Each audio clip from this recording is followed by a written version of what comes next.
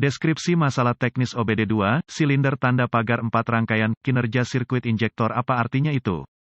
Kode masalah OBD-P02F1 adalah kode powertrain generik yang umum untuk semua kendaraan, walaupun referensi kodenya sama, prosedur perbaikan mungkin agak berbeda dengan pabrikan. Kode ini menyiratkan bahwa modul kontrol powertrain, PCM, telah mengalami masalah di luar jangkauan atau kinerja yang melibatkan injektor bahan bakar untuk silinder tanda pagar 4 dalam urutan pembakaran. Singkatnya, injektor bahan bakar ini tidak berfungsi karena salah satu dari berbagai alasan. Penting untuk mendiagnosis dan memperbaiki masalah jenis ini sesegera mungkin. Ketika injektor bahan bakar mengalami kegagalan fungsi, itu menyebabkan riak di saluran, yang berarti parameter operasi mesin berubah karena sinyal campuran di PCM. Jenis masalah ini sebaiknya ditangani sesegera mungkin untuk mencegah kerusakan pada komponen internal lainnya. Injektor bahan bakar yang buruk akan mempengaruhi busi, menyebabkan ledakan, mempengaruhi sensor oksigen dan catalytic converter, dan beberapa komponen lainnya juga. Lihat manual perbaikan khusus kendaraan untuk menentukan lokasi silinder tanda pagar 4 untuk aplikasi khusus Anda. Diagram penampang dari injektor bahan bakar otomotif tipikal, disediakan oleh Wikipedian Prolific.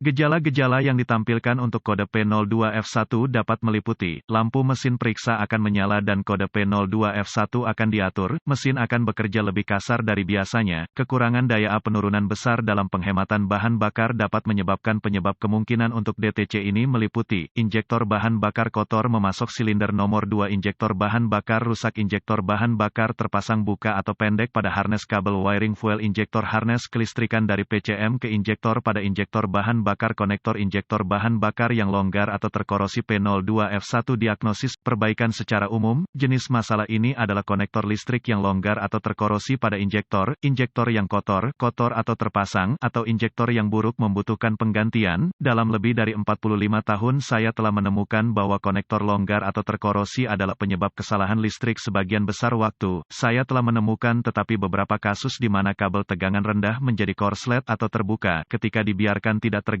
Mayoritas masalah kelistrikan terkait dengan alternator, kabel solenoid starter, kabel sensor oksigen karena kedekatannya dengan knalpot dan baterai. Sebagian besar pekerjaan listrik mengoreksi barang yang dipasang oleh pelanggan seperti stereo berdaya tinggi dan bagian atau peralatan lain yang dipasang secara tidak benar. Injektor bahan bakar mendapatkan daya dari relay pompa bahan bakar. PCM mengaktifkan relay saat kunci dihidupkan. Ini berarti, selama kunci masih hidup, injektor memiliki kekuatan. PCM mengaktifkan injektor dengan memasok tanah pada waktu yang diperlukan dan untuk durasi yang tepat. Periksa konektor pada injektor bahan bakar. Ini adalah konektor plastik yang diamankan ke injektor dengan klip kawat di sekitar konektor. Tarik konektor untuk melihat apakah lepas dengan mudah. Lepaskan klip kawat dan tarik konektor dari injektor. Periksa konektor harness apakah ada korosi atau pin yang keluar. Pastikan kedua bilah tidak tertekuk di injektor itu sendiri. Perbaiki semua cacat dan oleskan pelumas dielektrik dan pasang konektor listrik. Nyalakan mesin dan dengarkan injektor untuk memastikan itu berfungsi. Gunakan obeng panjang untuk injektor dan gagang ke telinga Anda dan Anda bisa mendengarnya dengan jelas. Jika tidak membuat suara dan tanda pagar 39,